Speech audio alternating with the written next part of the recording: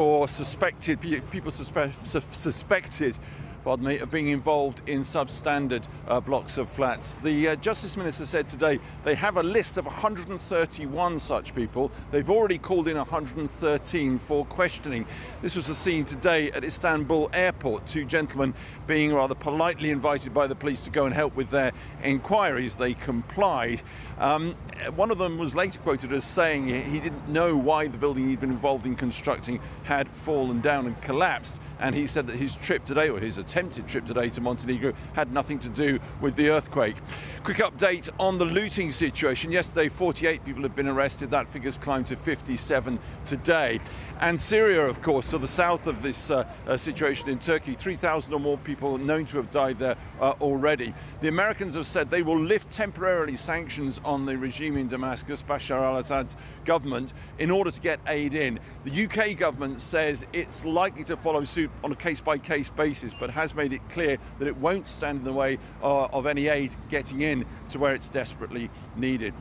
So how do you really convey the enormity of what's happened here? One way perhaps of trying to do that is to concentrate on one discrete group of people, and few groups stand out in this enormous tragedy more perhaps than those two young teams of volleyball players from a school in northern Cyprus. They'd come to Turkey for the time of their lives, and it turned out to be absolutely the wrong time in the wrong place.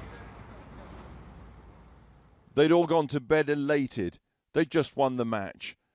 Life was good. The girls and boys volleyball teams from Famagusta in Turkish Cyprus. And then, just after 4 a.m, hurled from the sleep in their 10-story hotel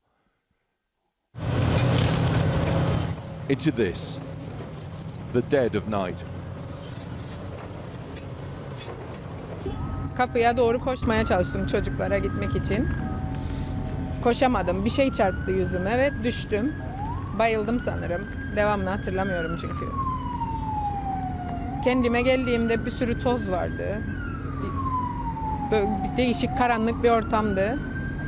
Kalkmaya çalıştım, kalkamadım. Üzerimde bir şey vardı sağ tarafımda. Üstümde tavan vardı. Ezra Osbergman, the only teacher to get out of here alive. 3 other parents made it. Just 4 of 39 pupils, teachers and parents survived. Every single one of the 24 students killed, including Ezra's daughter, Sahil. Çekti, kollarımdan tuttu, çıktı, yukarıya çıkardılar. Enkazın üzerinden yürüdük. Ben onu görünce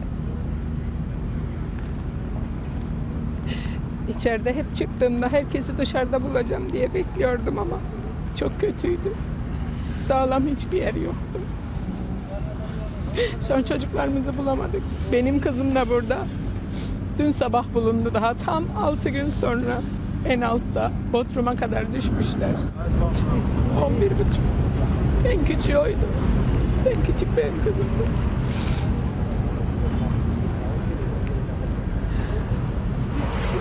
The Northern Cypriots didn't wait for Turkey. They ferried in the parents, a rescue team, a prosecutor, diplomatic officials, even a refrigerated meat lorry, now mortuary for 35 bodies from a party of 39.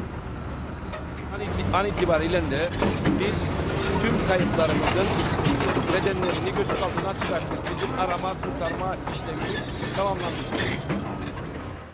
Searchers in the rubble retrieve a trainer from one of the lost children. They seem to know where it should go. Quietly delivered to the father of that 14-year-old, broken in grief. A few feet away, the pitiful personal effects of a school trip collected from the wreckage where they can. Mobiles belonging to the party.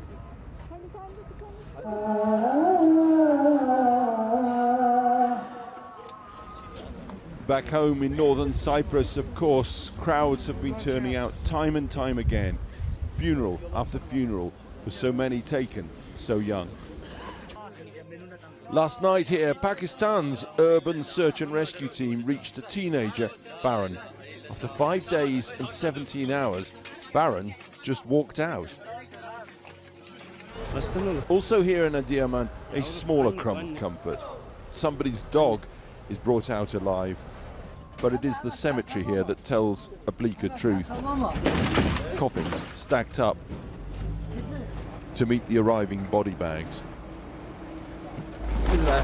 Alatin Pektash prepares to bury his brother and invites us to film. His family, immediate and distant, torn apart by this disaster. Öncelikle